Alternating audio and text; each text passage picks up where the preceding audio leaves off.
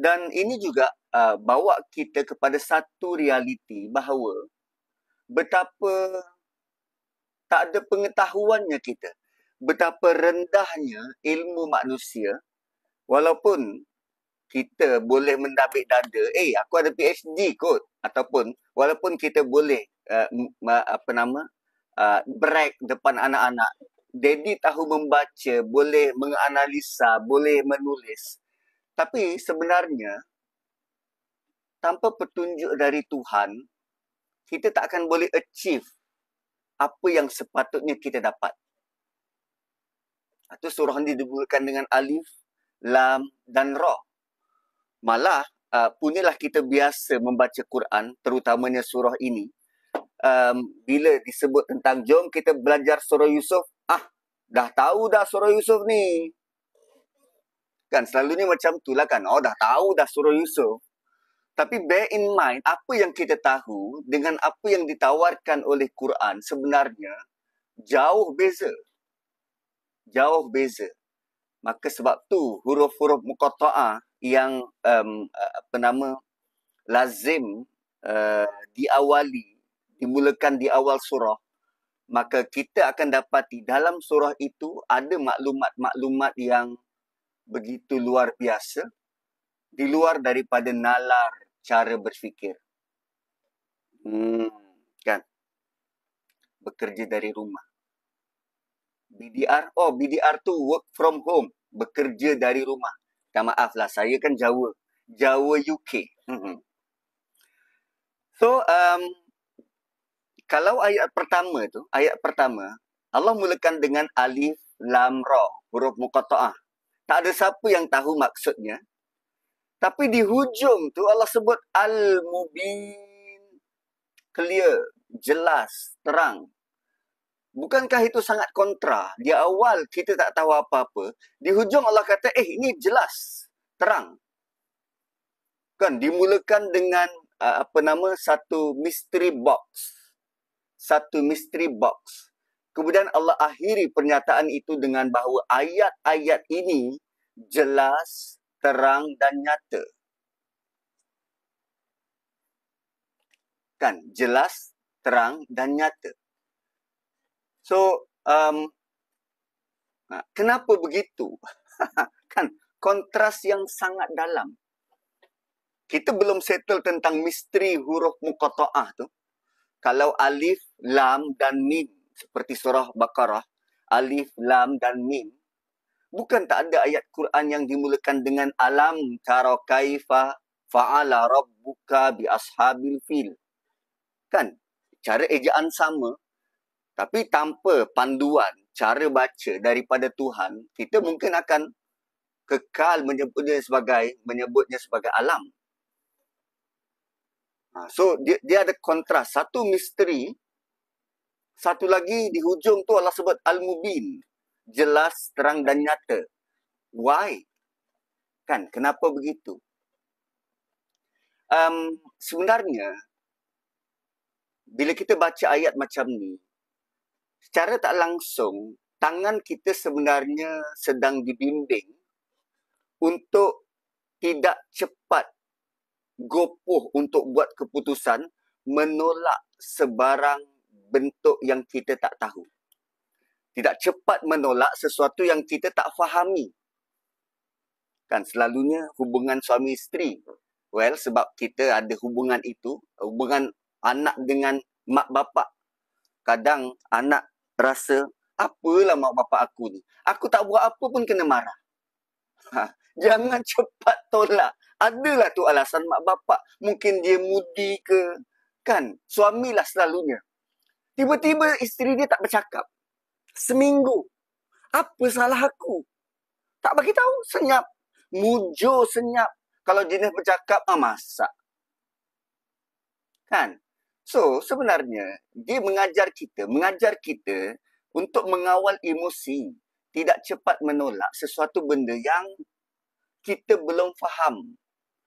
Mungkin cara itulah otak kita mula berfikir, mencari jalan keluar dan mencari level of kefahaman yang lebih dalam dan lebih besar. So, untuk kawan-kawan di TikTok, hari ini kita nak baca surah Yusuf. Bermula daripada ayat pertama. Dan begitulah sikap manusia. Dia kadang-kala dia nampak, tapi macam tak nampak. Dia nampak, tapi macam tak nampak. Boleh jadi ada je bukti terang-terang depan mata. Semalam saya duk scroll Reels Facebook. Lazimnya akan singgahlah ke tempat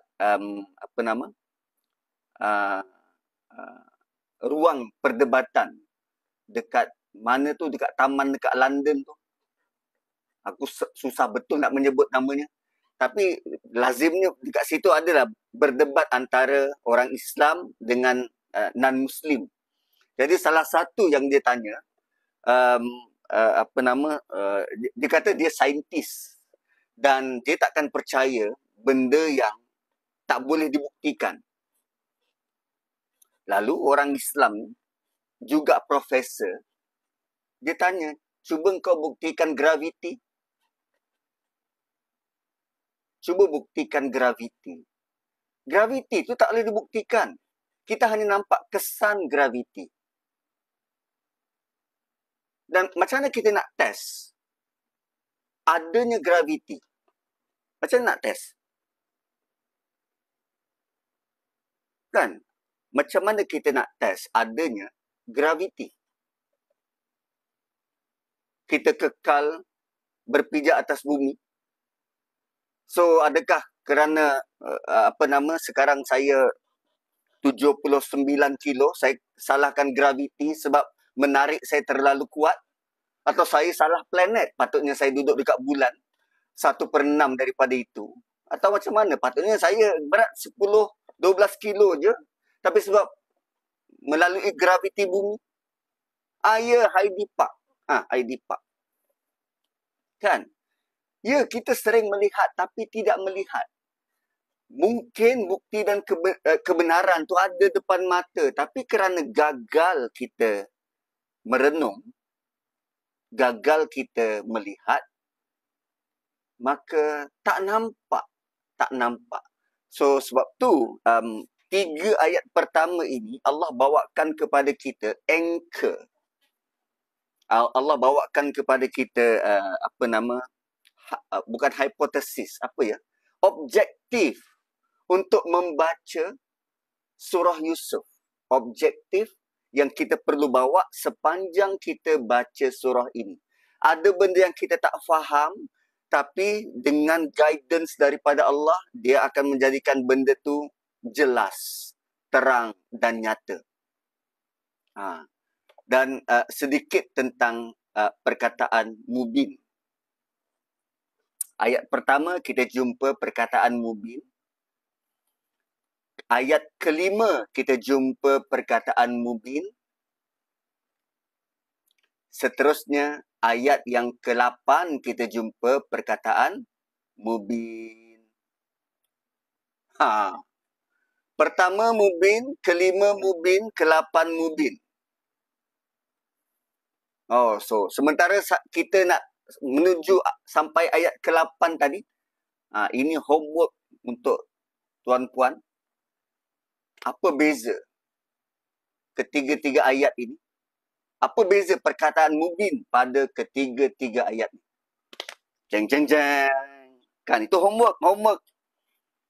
Siapa berjaya buat homework, dia dapatlah markah A. Tak berjaya buat homework, masuk Melaka. Nasib korang lah. Kan? So, tu tentang mubin.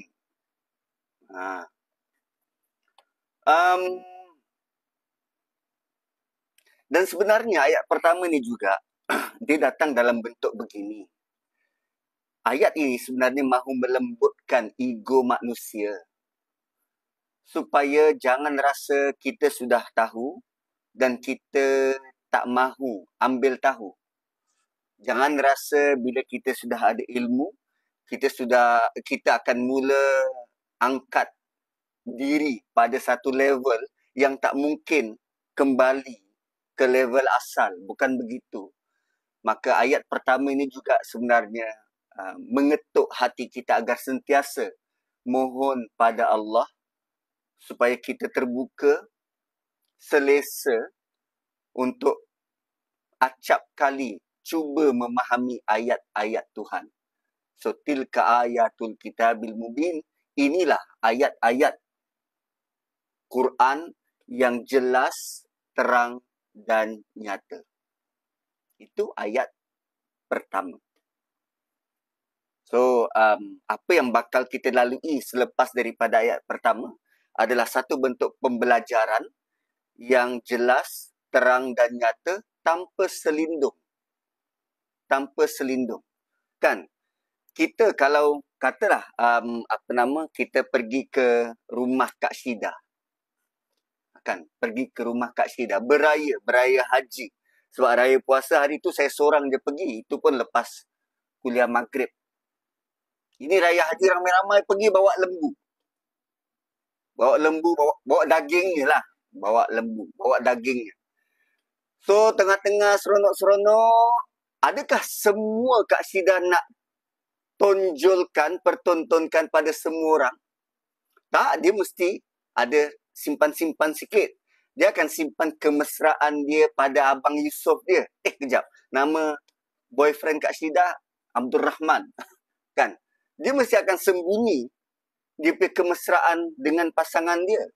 Dia takkan tunjuk lirikan mata tajam pada anak dia. Tak, dia sembunyi. Tapi surah ini, Allah beritahu, cerita di dalamnya, Allah reveal semua.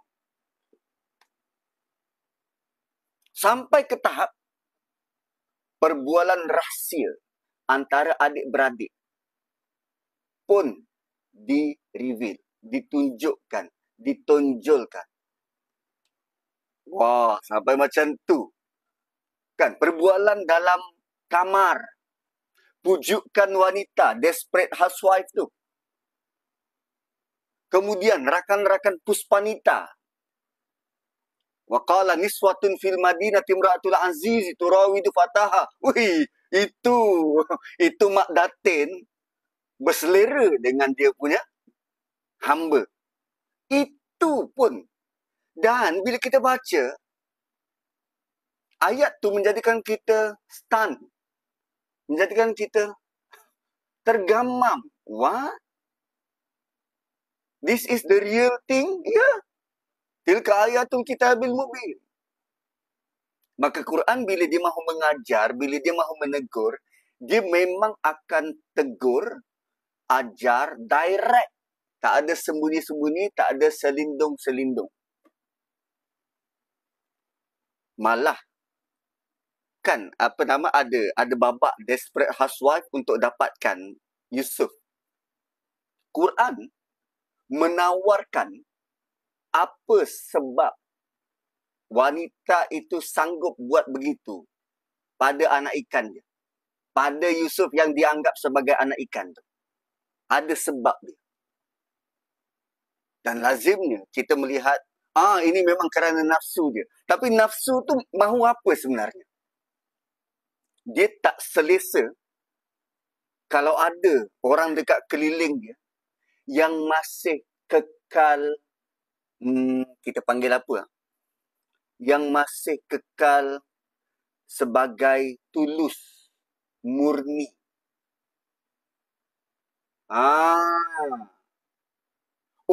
Orang-orang yang biasa hidup, yang sudah tercemar ini, dia tak selesa kalau nampak orang dekat circle dia masih virgin, masih pure.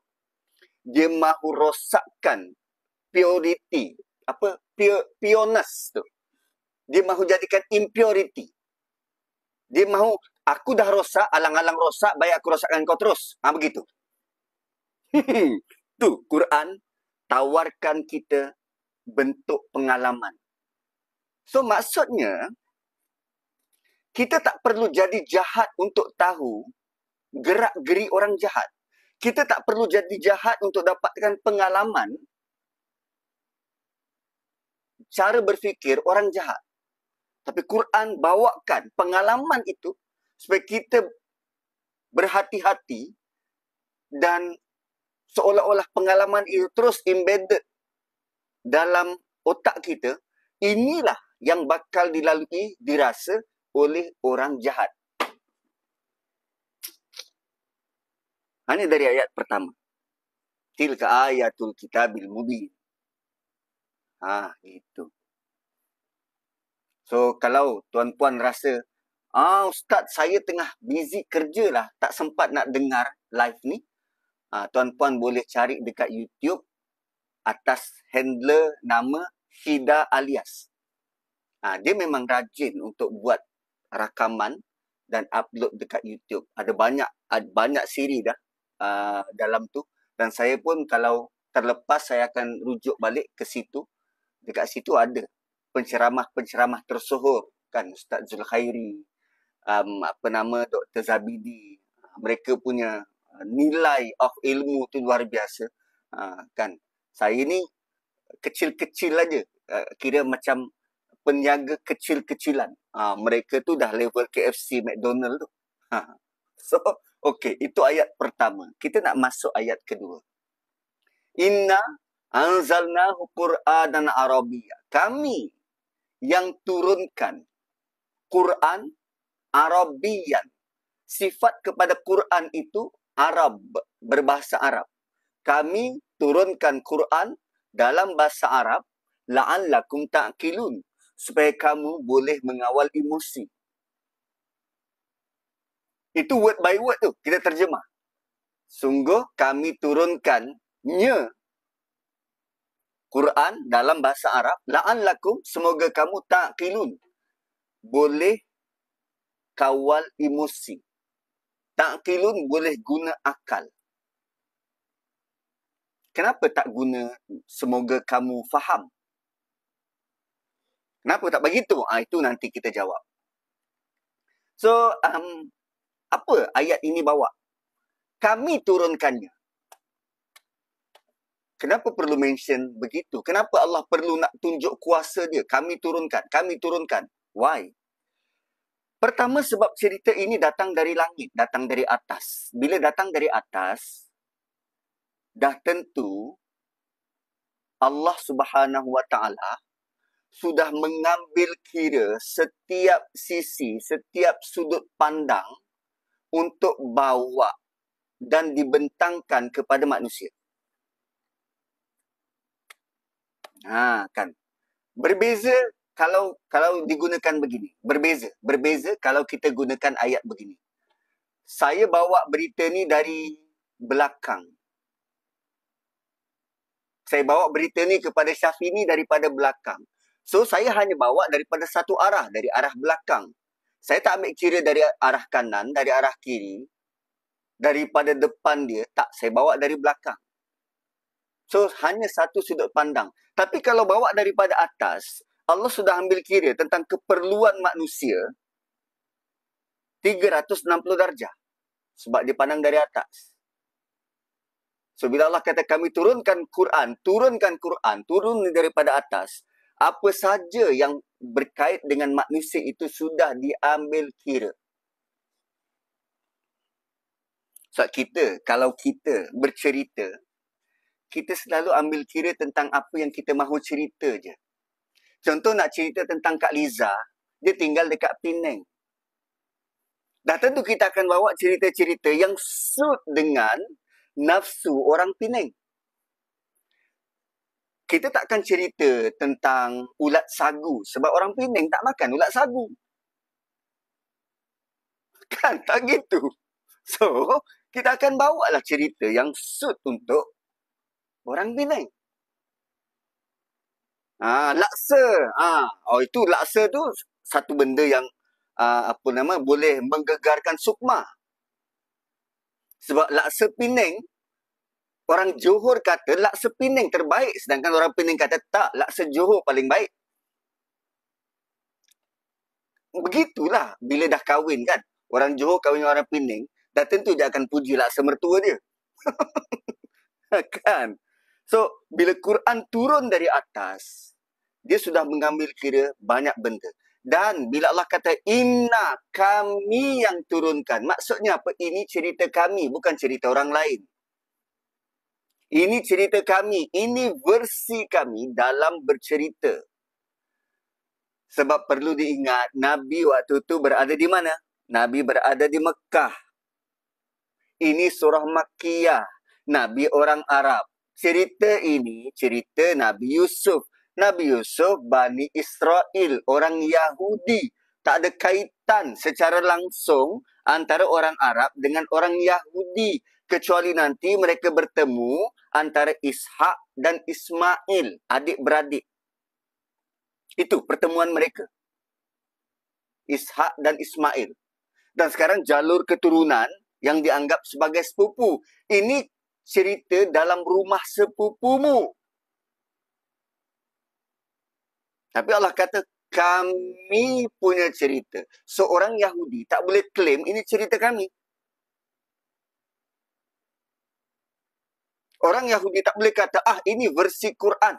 Bukan versi kami. Tak. Sebab Allah kata, ini cerita Tuhan yang menciptakan manusia. Tak kira engkau Yahudi ke, engkau Arab ke.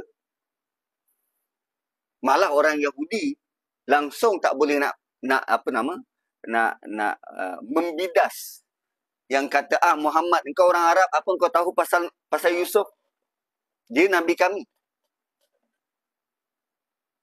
Tapi melalui ayat ini Allah beritahu, ini cerita kami, kami yang turunkan. Dan kami turunkan dalam bahasa Arab. Cerita orang Yahudi turun dalam bahasa Arab. Di sisi Tuhan, dia tak ada perbezaan antara bangsa, bahasa, tak semua sama. Dan selalunya, bila kita translate dari satu bahasa ke bahasa yang lain, sekurang-kurangnya maksudnya akan berkurangan 50%. Kan, kalau Syafi'i ni biasa bahasa Inggeris, dia buat lawak dalam bahasa Inggeris, lepas tu suami dia gelak, anak tak faham. Translate ke bahasa Jawa, hilang lawaknya, hilang. Tak jadi. Contoh. Daddy's joke kan, daddy's joke. Lawak abah-abah. Anak dia bangun, lepas tu pergi ke ruang tamu jumpa ayah dia. Daddy, I'm hungry. Kan, Daddy, I'm hungry. So, Daddy dia jawab apa? Hello, hungry, I'm Daddy. Dalam bahasa Inggeris, dia boleh difahami sebagai lawak. Tapi cuba tukar bahasa Melayu. Bah, saya lapar. Hai lapar, saya abah. Tak kena. Tak kena. Kan? Ataupun, Daddy, make me a sandwich. Daddy, make me a sandwich. Ava kedabra. You are now a sandwich. Kan dia kata, jadikan saya sebuah sandwich. Kan? So, dia jadi Harry Potter. Ava kedabra. You are now a sandwich. Kalau ahli bahasa, dia tak jadi. Dia tak sampai maksud tu. So, sekarang Allah bawakan cerita orang Yahudi diterjemah dalam bahasa Arab. Yang asalnya kalau terjemahan, kadang maksud itu tak sampai. Kadang terjemahan ini, maksud itu tak sampai. Allah tutup dengan la'allakum ta'qilun. Moga kamu mula berfikir. Moga kamu dapat menimbang. Moga kamu dapat menahan perasaan. Moga kamu dapat mengikat sesuatu kepada pemahaman yang lebih dalam. Itu maksud ta'qilun. Dan yang selalu mengikuti kelas-kelas semacam ini, mereka dah biasa dengan maksud ta'qilun ni. Berkaitan dengan boleh kawal emosi. Boleh kawal emosi. So, sepatutnya Quran yang kita baca, dia boleh membangkitkan, menggerakkan nilai emosi, memahami emosi dan konteks ayat, bukan sekadar struktur logik, tak faham emosi yang berlaku dalam ayat tu. Dan ayat ni juga sebenarnya bawa manusia bukan sekadar mahu mencari ilmu dalam cerita Yusuf, tapi dapatkan juga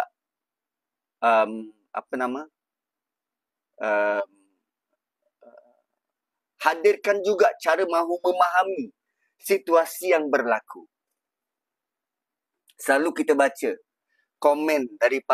respon daripada Nabi Yaqub, fasabrun jamil wallahul musta'anu ala ma tasifun. Oh, Nabi Yaqub begitu bersabar dengan karenah anak-anak dia. Itu ilmu, pengetahuan. Itu ilmu. Kita tahu Nabi Yaqub bersabar. Tapi cara dia berhadapan untuk sampai ke tahap sabar tu bagaimana?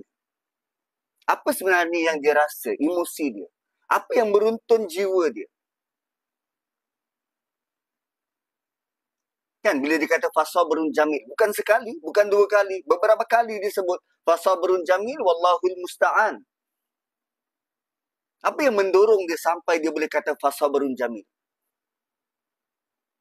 Dan berkali-kali dia sebut tentang aku tahu apa yang korang tak tahu.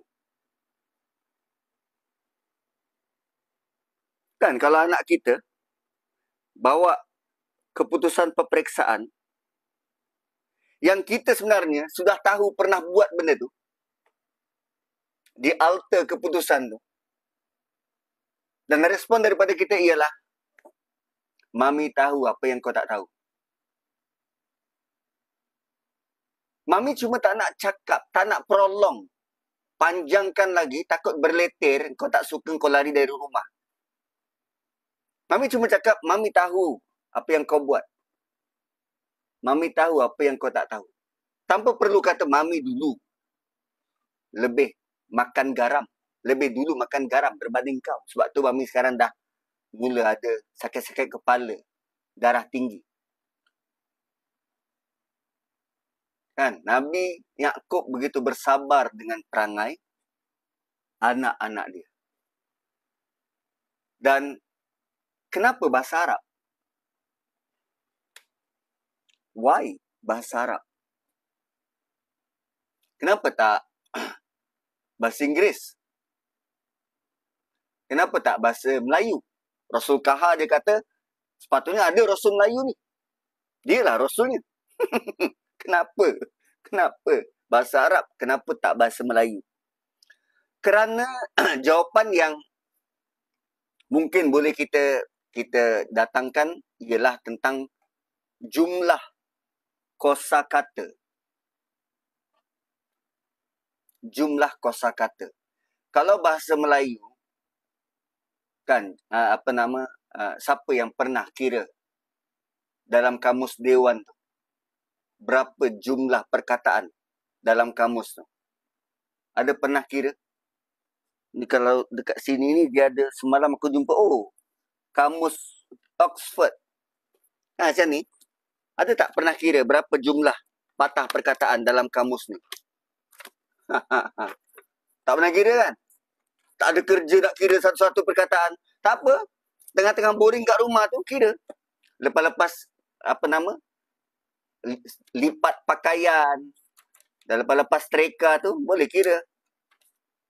Egg, bread, cracker. Tu dah 3. Kira daripada awal sampai akhir. Kalau kamus Dewan, sekitar 70,000 ke 100,000 perkataan.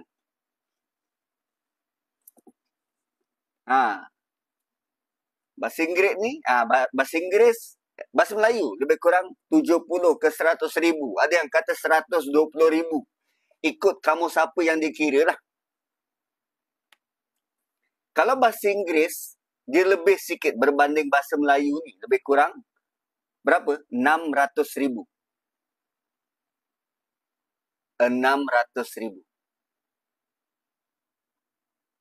Kalau bahasa Arab melebihi up sikit berbanding bahasa Inggeris.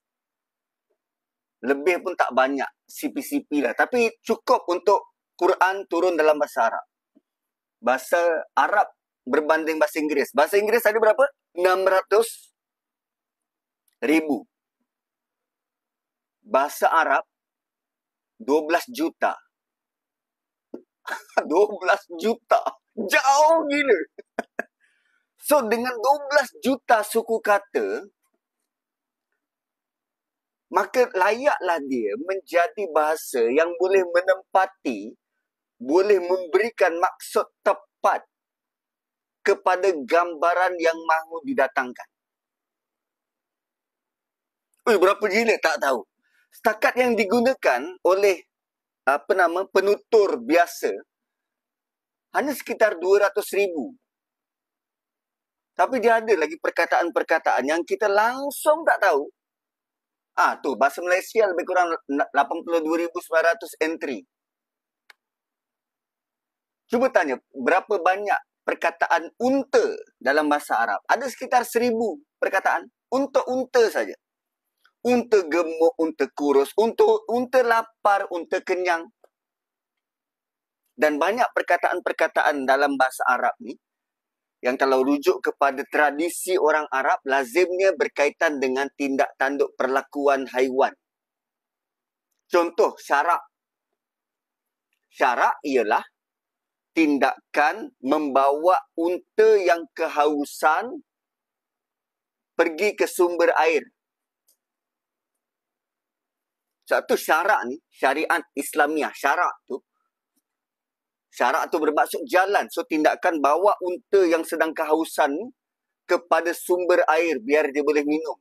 Itu maksud jalan syariat ini adalah jalan yang menghidupkan.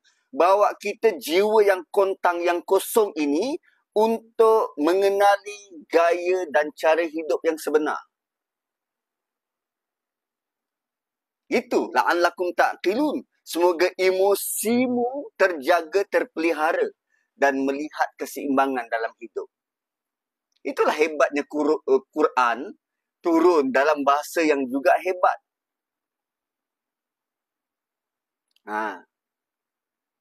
Ya, Arab sangat-sangat observant sebab mereka tidak pernah dijajah. Mereka tidak berperang dengan kuasa luar. Jadi dia tak sibuk untuk risau tentang pengaruh dari luar. Waktu itu, kerajaan yang besar ialah Parsi dan Rom. Diorang ni selalu gaduh. Selalu berperang. Arab tengah-tengah. Parsi tak minat untuk jajah Arab. Dia kata, buat apa aku pergi panggang aku punya tentera dekat tanah yang gersang tu. Rom juga begitu. So, bila tak berlaku peperangan dan penjajahan, orang luar tak masuk ke tanah Arab. Jadi, bahasa tak terganggu. So, apa yang orang Arab buat, dia ontok-ontok kat situ, gaduh sesama sendiri, gaduh tentang bahasa. Kalau orang Mekah, dia gaduh dengan parang, dengan lembing, dengan senjata. Orang Madinah gaduh bersyair. Gaduh syair. Kan, muka engkau buruk berjerawat. Besok dia datang balik. Aku berjerawat pun tapi muka aku tetap bersih jernih. Pantulan iman. Engkau apa ada? Muka putih, hati busuk. Dia gaduh macam tu. Beratus tahun. Maka bahasanya tu semakin berkembang. Kan, kalau kita biarkan anak-anak kita sekarang tidak menggunakan bahasa Melayu laras yang betul, mereka akan cipta bahasa sendiri. Skibidi, Riz, Giat. Kan, dia ingat macam dia sebut giat marah, tapi bukan. Tapi begitulah, bahasa ini dia akan terus berkembang. Terutamanya bahasa Arab. Dia akan terus berkembang. Malah bahasa Arab, dia tak ada bentuk bahasa yang menjadi semakin matang. Tak ada. Dari dulu sampai sekarang, begitulah bentuk ejaan, bentuk sebutan. Kan, contohnya tentang bahasa.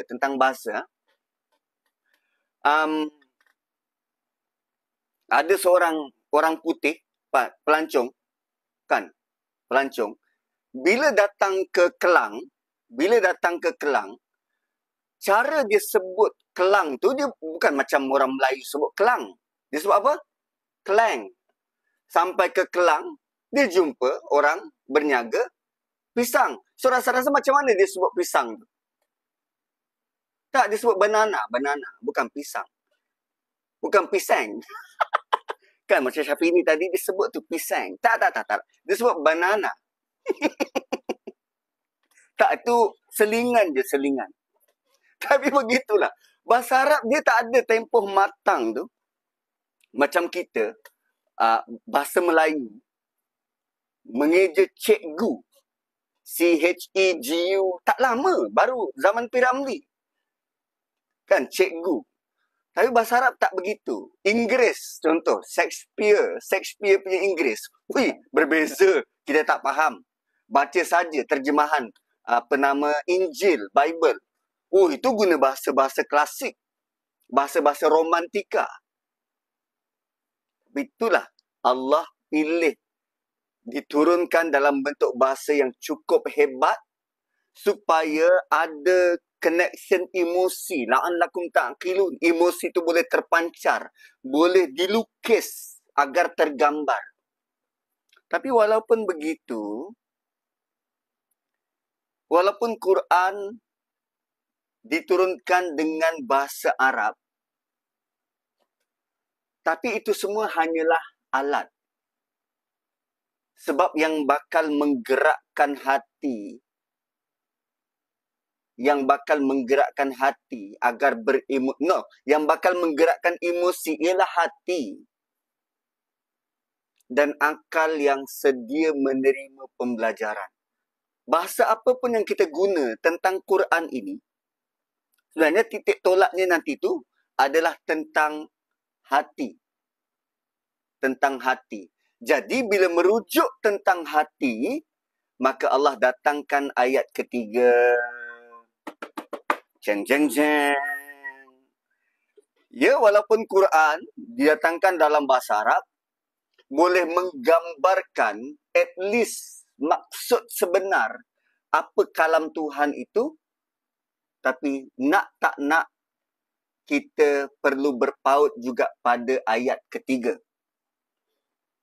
Ayat ketiga apa? Nahnu nakussu. Cerita ini adalah versi kami. Cerita ini adalah versi kami. Ini cerita kami. Yahudi dah ada versi sendiri tentang Nabi Yusuf, tentang Nabi Yaqub. Tentang nanti kita akan jumpa cerita tentang Rachel dan Leah, walaupun tak disebut dalam Quran, tapi sekadar kita mahu melihat konteks kenapa ia berlaku. Dia ada kaitan dengan ibu Nabi Yusuf dan ibu kepada adik-beradik dia yang lain.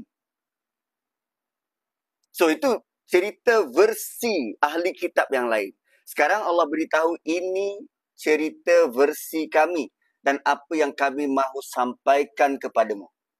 Nahnu nakussu. Kami yang bawa cerita ini satu persatu. Satu persatu. Kan? Kalau dekat TikTok ni dia ada Puan Fazilah Arif. Katalah kita nak berkenalan dengan Puan Fazilah Arif. Okay, Puan sila ceritakan duduk letaknya kehidupan Puan. Dia akan mula cerita daripada mana? Dia pun bingung. Aku nak kenalkan diri aku ni. Macam mana? Nak mula cerita tu dari mana? Daripada aku dulu pandai belajar kayuh basikal dengan abang-abang, dengan adik, mahu mula dengan itu ke? Atau saya sebenarnya seorang penulis buku, nak mula di situ ke? Atau saya seorang suri rumah yang berwibawa, nak mula dari mana cerita tu?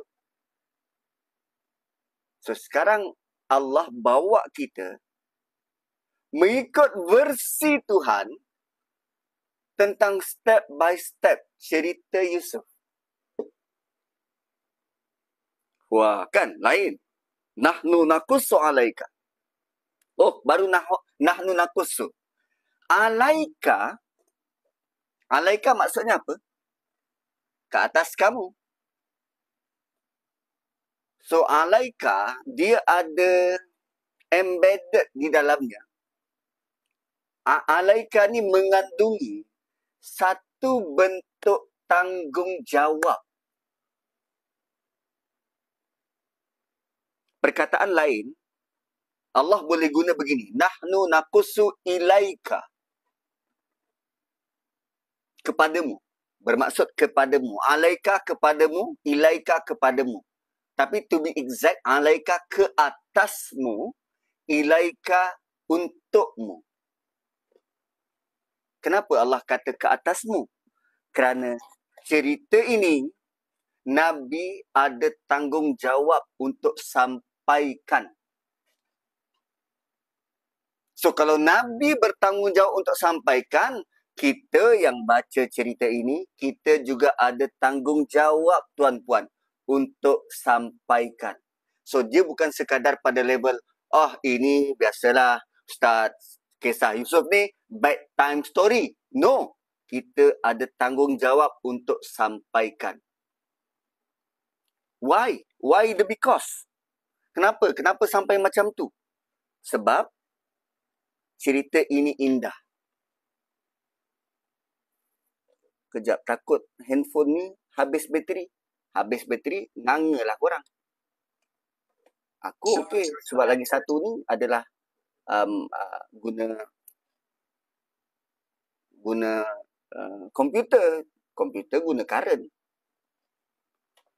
So, kat mana tadi kita? Ahsanal qasas. Ayat kedua sebut, la'allakum ta'qilun. Semoga kamu boleh menimbang menggunakan emosi. Emosi pertama yang Allah mahu kita bawa ialah cerita ini indah. Dan Allah bukan tak tahu, keindahan itu subjektif pada setiap orang. Kak Syida melihat suami dia paling indah. Sama dengan Puan Syafini melihat suami dia paling indah. Keindahan itu berbeza-beza. Kan, bagi lelaki dia melihat bunga dalam banyak-banyak bunga yang indah. Dia hanya nampak bunga tayar itu sebagai bunga yang indah. Sebab nak beli tayar sebiji bukan murah. So, selagi dia nampak bunga di tayar dia tu, dia rasa lega. Berbanding kalau Kak Liza nampak bunga ros, itu menggirangkan hati. Dia tak peduli pun tentang bunga tayar. So, keindahan sangat subjektif. Dan sekarang Allah beritahu, cerita ini, cerita paling indah.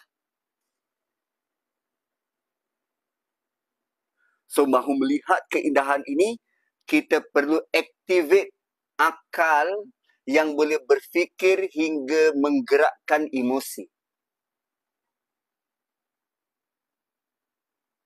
Keindahan itu dia bukan sekadar nampak cantik di luaran. Kita hanya akan nampak indah bila kita cuba memahami.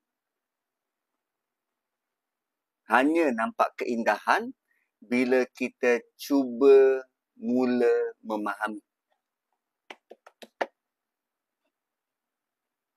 Gitu. Katalah kita bariskan setiap penceramah untuk kuliah JAA, Jemaah Ahsanul Amalah. Kan, Ustaz Zul, Dr. ni, PU Yusof, Si Nazri, bariskan semua. Kita akan lihat, semua sama lelaki. Lelaki semua sama. Kan, lelaki semua sama. Tapi, ketika kita cuba memahami setiap individu, kita akan jumpa karakter-karakter berbeza. Tapi kalau sekali imbas macam tu, semua lelaki sama. Maka sebab tu Allah berani sebut cerita ini cerita indah. Sebab bila kita lalui ayat pertama, ayat kedua, kita sedang dibawa, kita sedang di-prepared, dipersediakan mentally, physically, emotionally untuk mahu menyelami dengan lebih dalam sehingga nampak keindahan. Contoh. Baca je kisah ni, Nabi Yusuf terganggu dengan mimpi, jumpa dengan bapa, minta consultation. Lepas daripada itu Allah kata, ayatnya berbunyi, uqtulu Yusuf, bunuh Yusuf. Hui, daripada level biasa-biasa tadi cerita, perjalanan cerita itu tiba-tiba terus accelerate. Bunuh Yusuf. Kenapa tiba-tiba bunuh Yusuf? Kemudian pujuk bapa, mahu ajak Yusuf, mahu main-main. Tiba-tiba daripada main-main ditinggalkan Yusuf campak ke dalam telaga. Kemudian bawa bukti palsu, jumpa dengan bapa, kata dimakan serigala. Itu sangat fast. Dia punya pace tu sangat fast, escalated. Yang asalnya Yusuf terganggu dengan mimpi, tiba-tiba terpisah daripada keluarga. What? Macam mana keindahan ni? Saya belum habis bernafas ni. Masih mahu meniti satu persatu. Tapi dia punya scene tu sangat cepat. Cepat. Satu. Dan setiap scene, Allah akan buat break. Setiap scene, Allah buat break. Contoh, selepas Nabi Yusuf dicampak ke dalam telaga, Allah letak sisipan. Perasan tak? Tak perasan kan? Allah letak sisipan. Kita terus jump kepada ayat 15.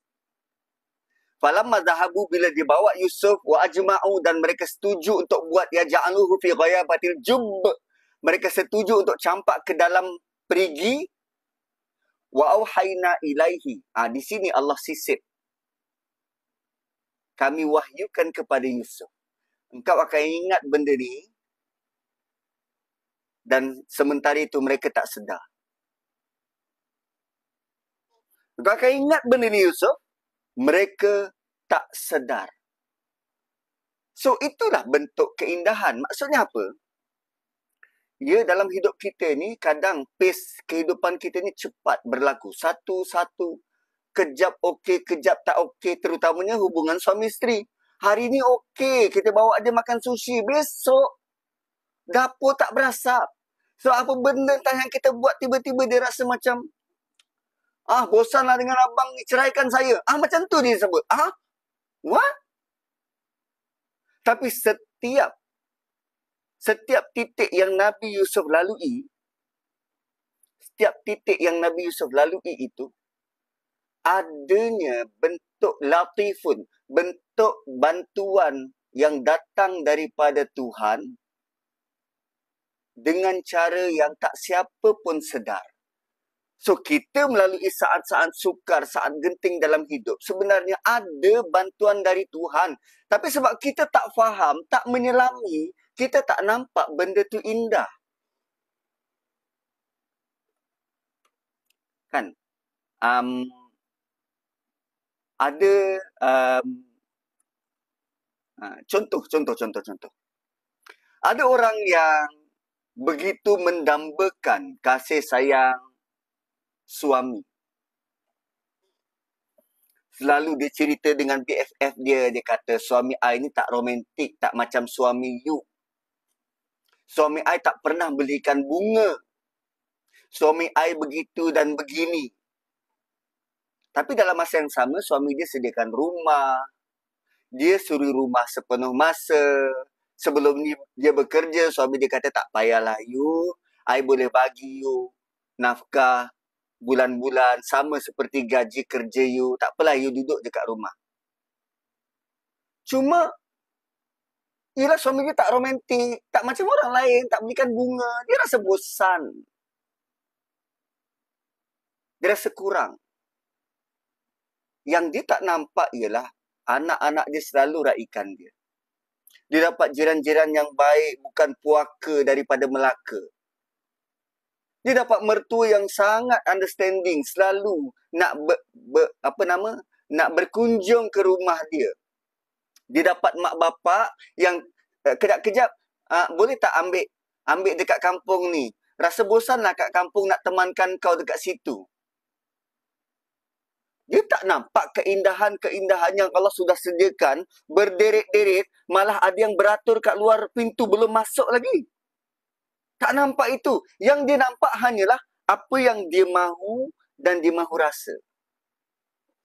Satu bila Allah kata, inilah kisah terindah, hanya boleh dinikmati oleh orang yang bersedia meluahkan kesungguhan menganalisa surah ini sampai ke hujung. Berbeza kalau sekadar kita mengulas cerita Avengers. Dia tak ada kaitan dengan hidup kita. Cerita Mat Kilau, parang terbang-terbang. Apa, memang kita berharap dekat rumah kita parang terbang-terbang? Cuba buat kacau dengan bentara guru kat rumah tu. Berterbangan tu pinggan-pinggan. Kan? Atau cerita apa? Cerita babah.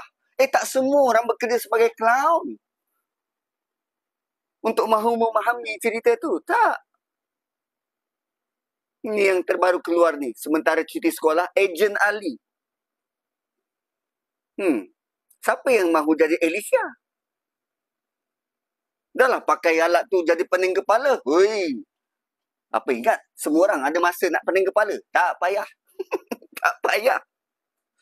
Kan? Ya, mungkin takut terluka jari kalau guna sikin. Itu nanti. Itu nanti. Sama ada jari itu terluka kerana Yusuf atau memang sengaja lukakan supaya Yusuf memandang dia. Kan? Itu lain. Itu lain. Kita pun biasa buat macam tu. Kan? Tong gas dekat rumah tu boleh je kita tukar sendiri. Tapi sebab ada suami kat rumah, bang, tolong angkat bang, tak larat lah. Kau ngada-ngada. Kau dulu waktu kecil-kecil, mak bapak kau suruh angkat tong gas selambung, kau angkat kan? Kerana kau ada suami, kau mahu tarik perhatian suami kan? Aku tak tahu. Itu yang berlaku. Sengaja dia potong untuk tarik perhatian. Kan? Sebab tu, cerita ini kita perlu lihat daripada dimensi sudut pandang yang berbeza-beza. Baru kita rasa, best lah. Ini Ahsanul Qasas, best. Malah, versi yang ini, versi yang indah ini, Auhaina ilaika. Tadi Allah guna alaika. Sekarang kami wahyukan khusus untukmu. Hui, how sweet. Allah nak beritahu pada Nabi dan pada kita, cerita mahu memujuk, mahu memandaikan, mahu memahamkan umat ini bermula dengan engkau dengar dan engkau ada tanggungjawab untuk sampaikan. Tapi wahyu ini special untukmu, wahai Nabi. Di sini ada suntikan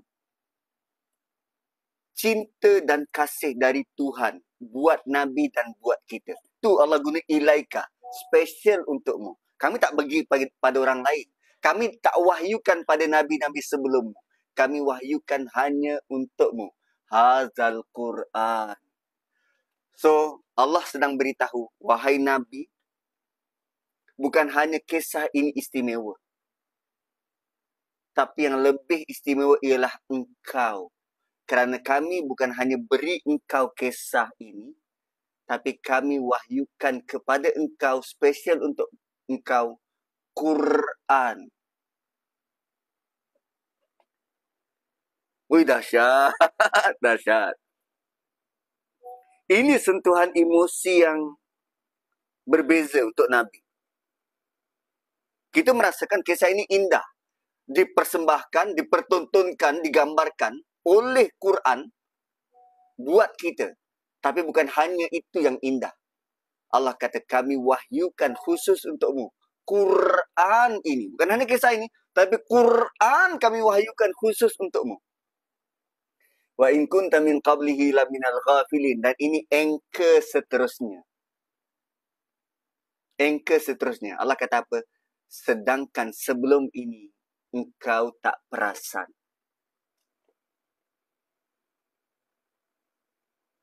Sebelum ini, engkau tak perasan. So, dua anchor yang kita nak bawa sepanjang kita menjelajah, melihat surah Yusuf. Pertama, kita kena cari, salam dari Tenom. Ada orang dekat TikTok, dia kata, Assalamualaikum, saya dari Tenom. Pembaca berita pun kadang sebut salah nama tempat ni. Dia kata Tenom. Tak ada dekat Sabah nama Tenom. I tu kena sebut I pepet. Tenom. Kalau sukar nak ingat, sebut saja ten, om. 10 orang om. Tenom. Bukan tenom. Tak ada tenom. Bukan menenung ke. Tak. Tolong. Saya sudah tolong betulkan ejaan ataupun cara sebutan. Tenom. Bukan tenom. So, 2 anchor. Pertama, kisah ini indah. Kita perlu cari keindahan. Yang kedua, ada benda yang memang kita tak perasan dalam kisah ni. Selama ni ada dekat situ, tapi kerana cara kita baca itu bukan dengan mahu mencari penyelesaian, maka kita tak perasan. Okey, itu satu dimensi. Dimensi kedua. Bila Allah kata pada Nabi, wa in kunta min qablihi laminal ghafilin, Allah sedang beritahu pada Nabi, ya Rasulullah, kalaupun engkau menguasai 113 surah yang lain,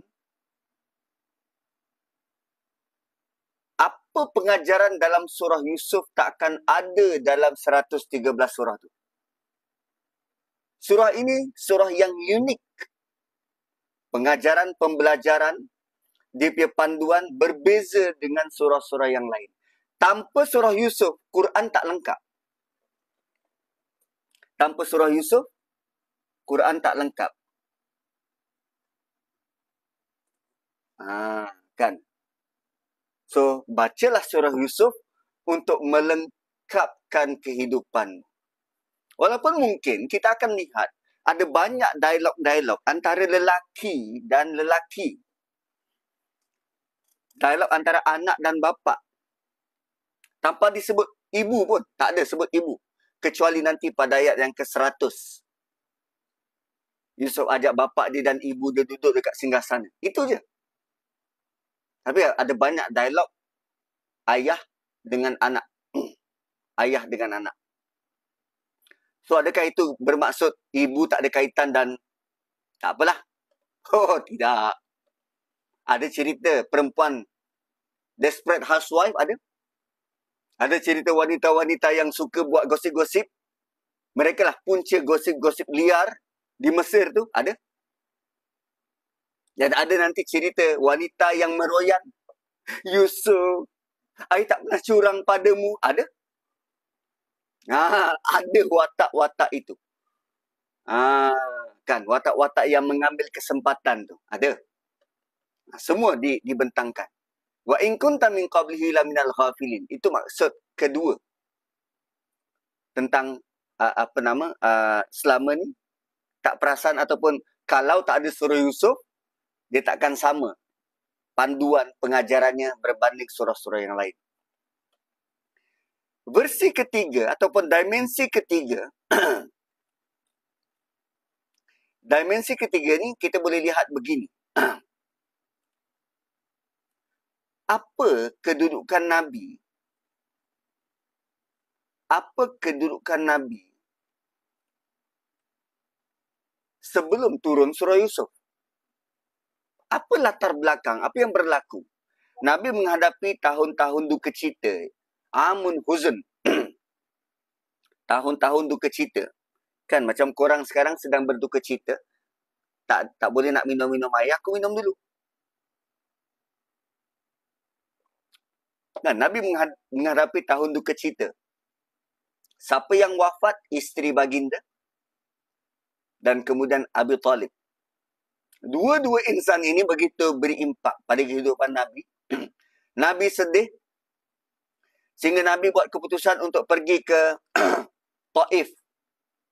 Untuk dapatkan suaka. So Abu Talib dah meninggal. Suaka Nabi tak ada. Nabi pergi ke Taif dengan harapan kalau ada Masyarakat Taif nak jadikan Nabi sebagai orang yang dilindungi suaka. Tapi apa yang berlaku? Nabi disambut dengan batu. Yang baling batu siapa? Anak-anak kecil dan juga hamba. Kenapa bukan orang besar? Sebab orang besar boleh diminta pertanggungjawab. Kalau anak kecil buat, takkan Nabi nak melawan.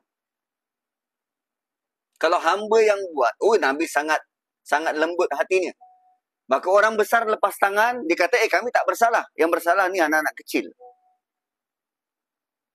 Begitu tuan-puan.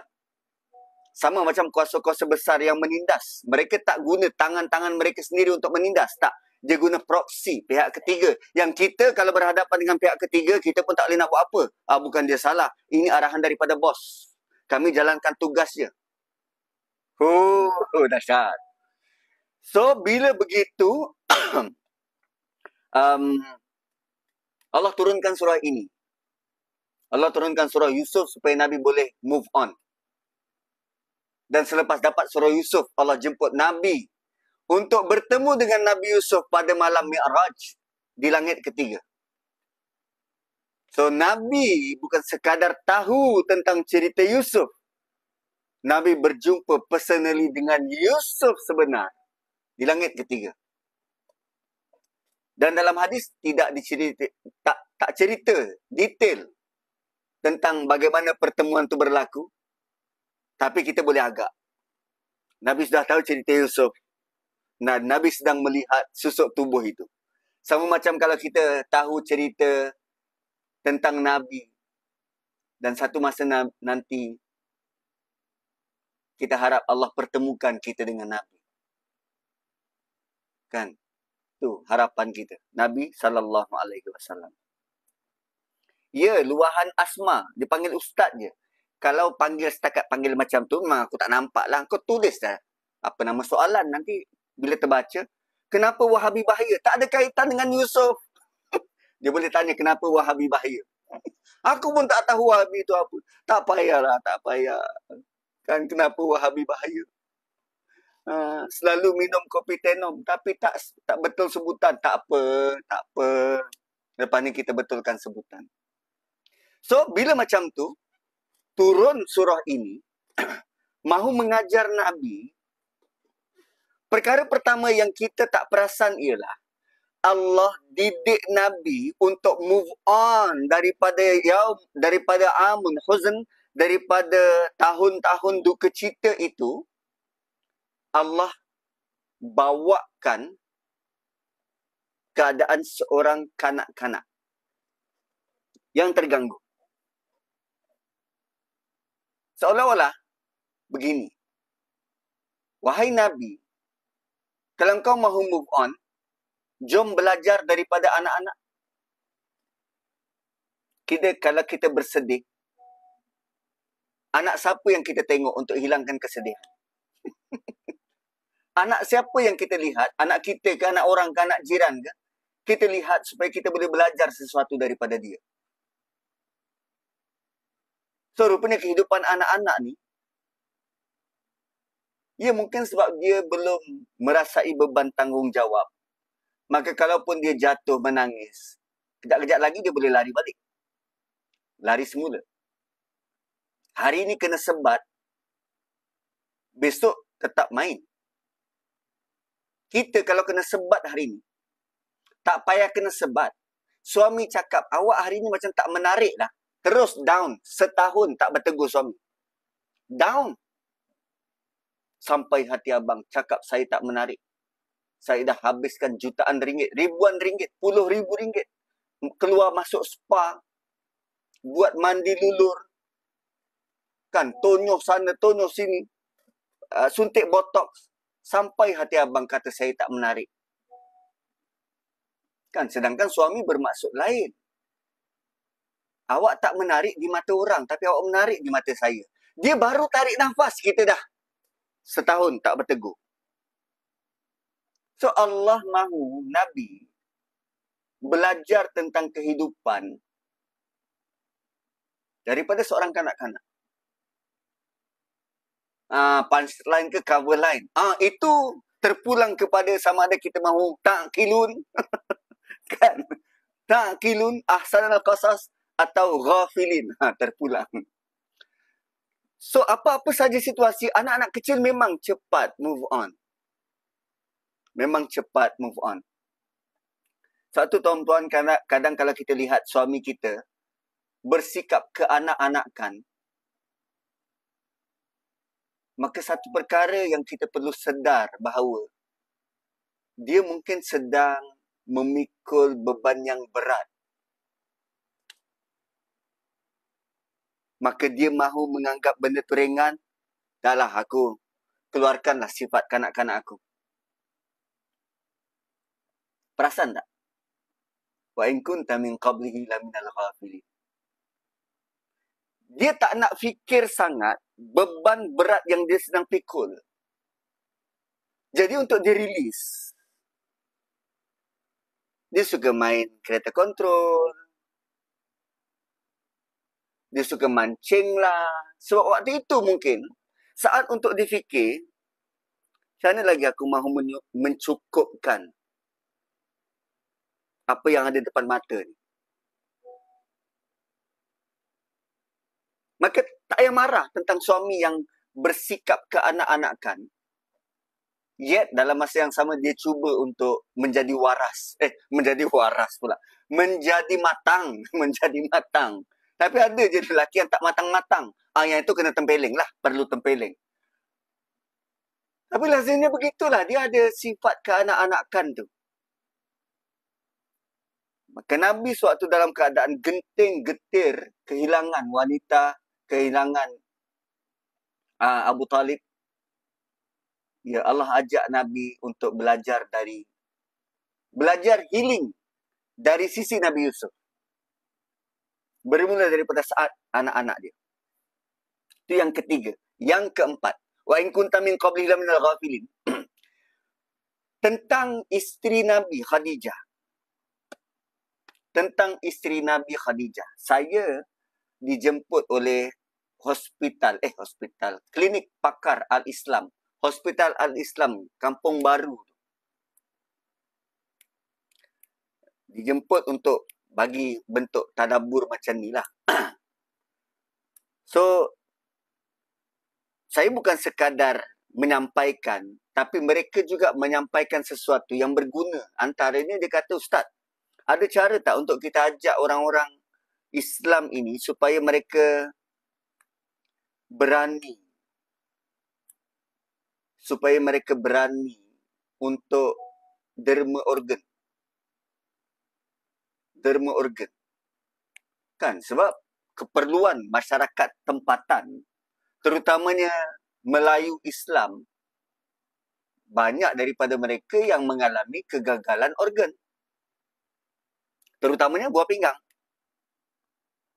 Dan bila diajak, waalaikumsalam, bila diajak untuk derma organ, macam-macam alasan dia kata itulah, takut nanti jumpa depan Tuhan tak sempurna. Kan, macam-macam lah alasan bila orang tak nak. Jadi kita macam lihat sikit untuk derma organ. So, sebut tentang Khadijah tadi, kan ada wasiat daripada Khadijah. Kalaulah tulang-tulang aku ada harga, maka juallah tulang aku dan gunakan untuk sebarkan agama. Bukankah itu adalah bentuk pengakuan Khadijah untuk bersedia dermakan sesuatu daripada tubuh badan dia ketika dia tak ada? Khadijah wanita pertama yang mahu derma organ untuk masalah orang lain. Jeng jeng jeng. Tak gitu. So jom kita derma organ untuk masalah orang lain. Sebab yang banyak menderma organ di Malaysia ialah orang Buddha. Yang banyak memerlukan organ-organ derma ni ialah orang Islam. Kita sendiri tak. Boleh ke kita guna that hadis untuk wasiatkan derma organ bila mati? Entahlah, tapi at least Khadijah sendiri willing untuk bantu agama ni. Agama ini boleh dibantu kalau kita hidupkan orang-orang agama tu orang Islam. Jeng, jeng, jeng. Kan? So, jom kita daftar. Nak daftar dengan siapa? Carilah hospital terdekat untuk daftar. Tak pun derma darah. Derma darah tu pun, darah sebenarnya sangat krusial, sangat kritikal. Sebab kita tak ada cecair yang boleh menggantikan fungsi darah tu. Tak ada. Kalaulah kita boleh guna klorok untuk ganti fungsi darah. Dah lama doktor guna klorok untuk masukkan dalam salur darah, angkut oksigen, hidupkan manusia. Tapi sebab darah tak boleh dicipta kecuali mukjizat yang dilakukan oleh sumsum tulang untuk hasilkan darah. Tanpa sumsum tulang, darah kita tak akan berganti. Malah hayat hidup darah kita ni 120 hari. Tu galakkan derma darah terutamanya yang research negatif. Aku pun tak tahu research negatif. Yang bercakap tu lebih berpengalaman, lebih tahu. So maksudnya perlu dorongan semacam itu. Apa yang ada dalam diri kita, bantu orang lain. So itu kot connection yang kita boleh kaitkan dengan Khadijah. So wanita yang semacam ini Allah wafatkan sebagaimana impact pada Nabi SAW. Gitu. Maka Allah turunkan surah ni ketika Nabi berada pada titik paling rendah. So surah ini bukan sekadar mahu dapatkan anak yang rupa macam opah, tapi di sinilah Nabi dapat healing, bentuk nasihat, perlindungan. Ketika hilang sokongan keluarga, ketika tak dapat penerimaan masyarakat, Nabi baca surah Yusuf untuk terus move on. Dahsyat tak surah ni? Dahsyat. Dahsyat. Kat Taif, Nabi luka fizikal, luka jiwa.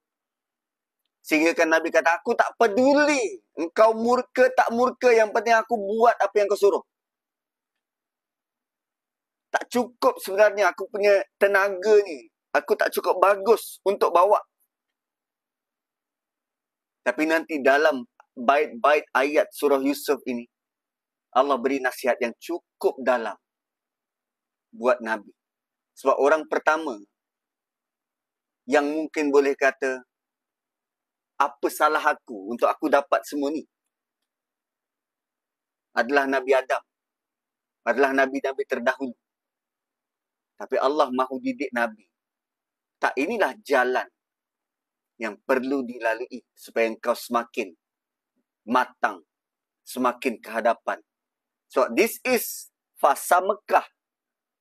Engkau akan hadapi fasa Madinah yang ternyata lebih mencabar, lebih kan? Gitu. Okay, next. Apa lagi? Penawar, kisah ini indah, kesimpulan emosi. Jom. Kita lihat ayat 4. Kita lihat ayat 4. Ya, mungkin akan ada poin-poin yang terlepas pandang sebab kita nak perincikan surah ini. Tapi yang terlepas pandang tu nanti aku cuba buat dalam bentuk tulisan. Healing by surah Yusuf.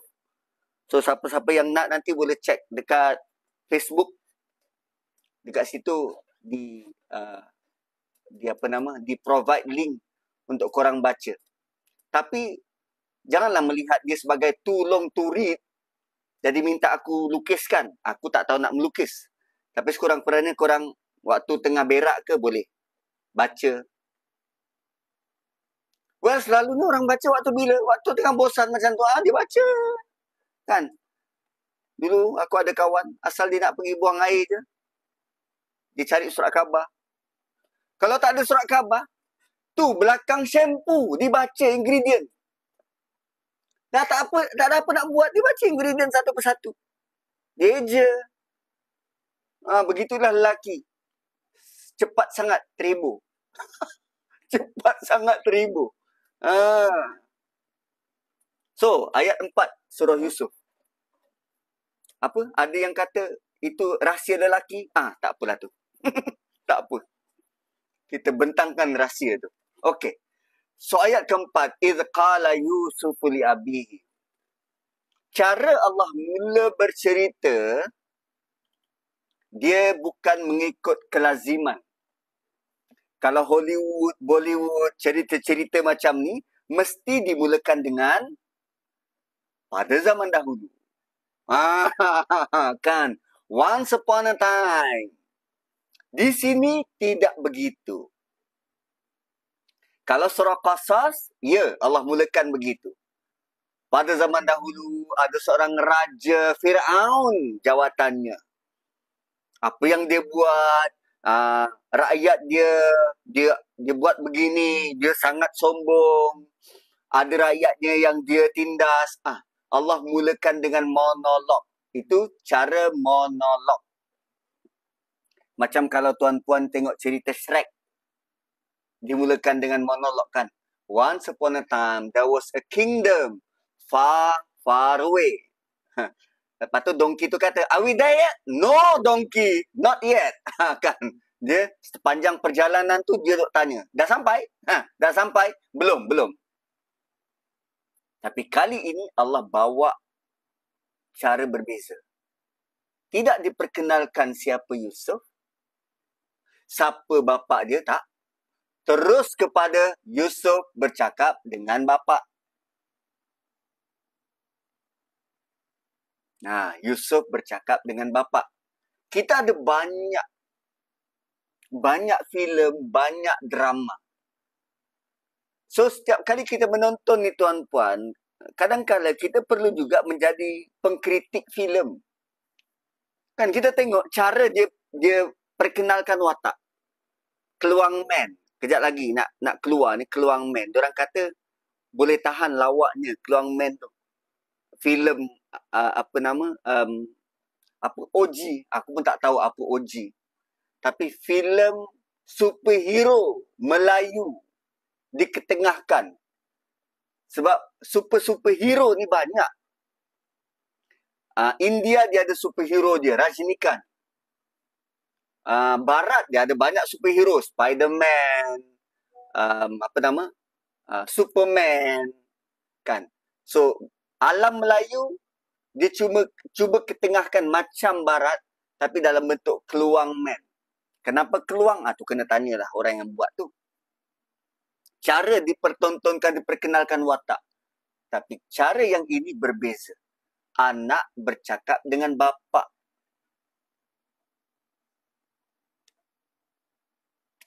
Cuma, bila anak bercakap dengan bapa, adakah itu normal?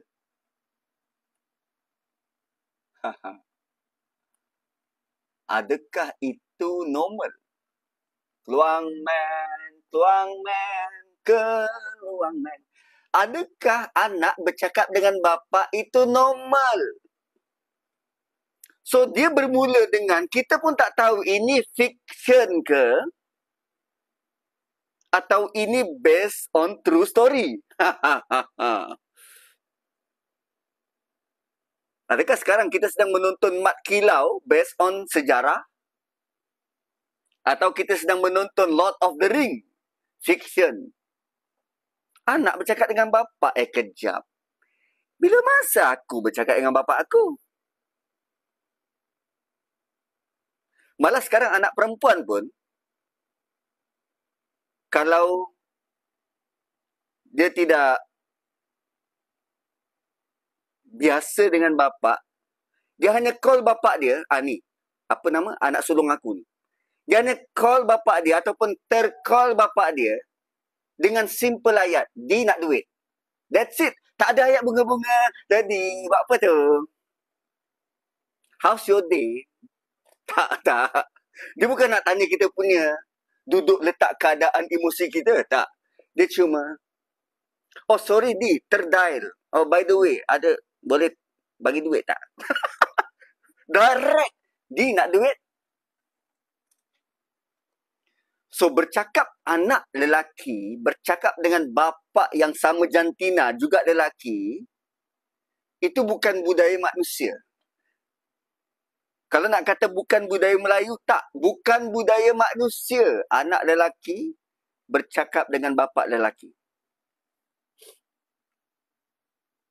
Sebab anak lazimnya akan mengadu pada siapa? Ibu. Lagi-lagi lelaki, dia akan jumpa berlainan jantina. Anak perempuan, dia akan rapat dengan bapa. Sebab dia ada tarikan berbeza jantina. Satu kita pelik Sajat. Macam mana dia boleh? Cerita pasal Sajat pula kan. Macam mana boleh ke Australia? Itu cerita lain lah tu.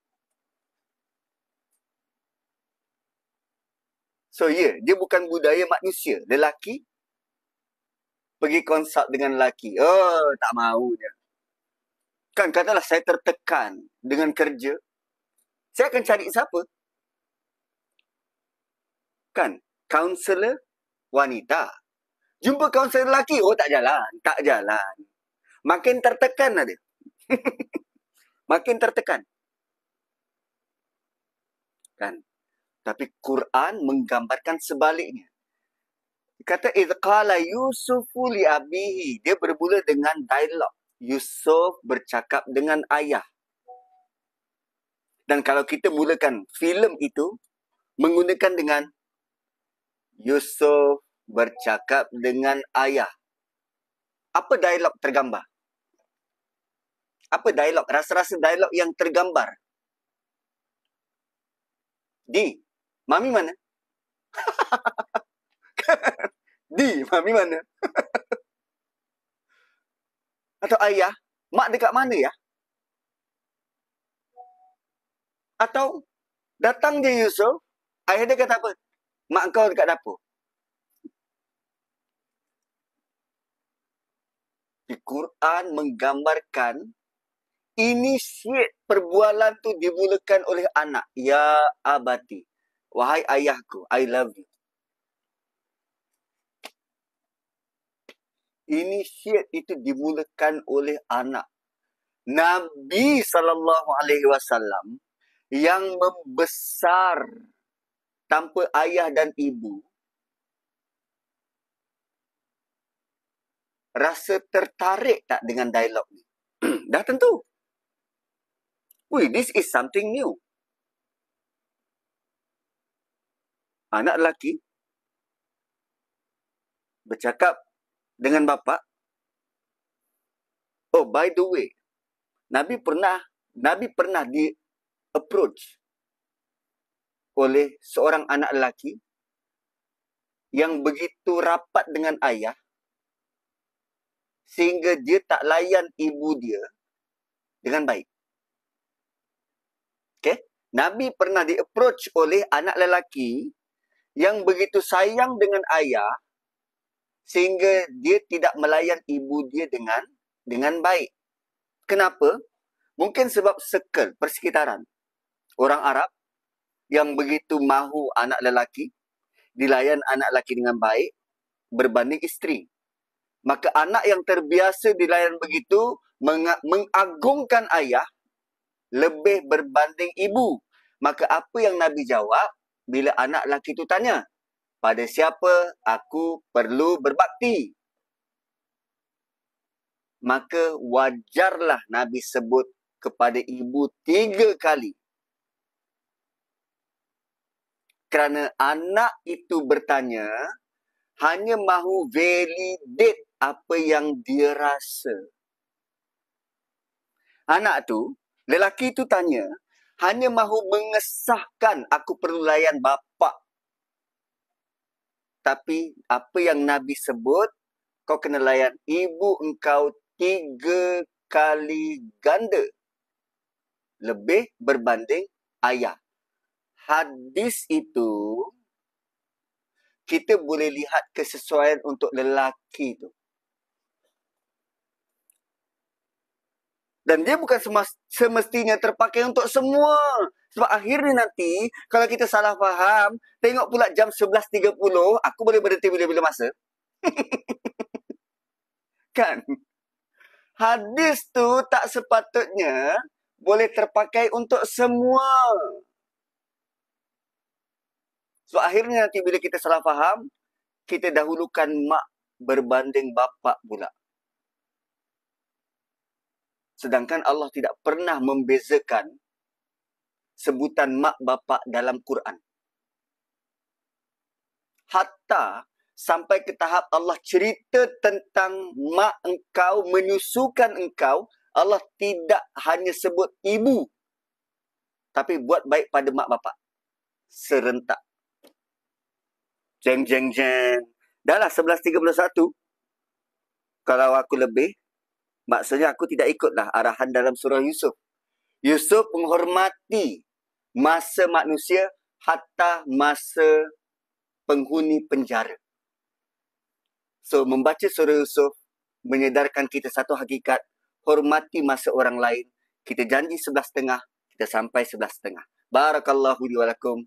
Jumpa lain kali. Kembali pada moderator. Ustaz, ada beberapa soalan di chat Ustaz. Ustaz nak santuni atau bagaimana? Boleh. Apa soalannya? Aku terlepas pandang.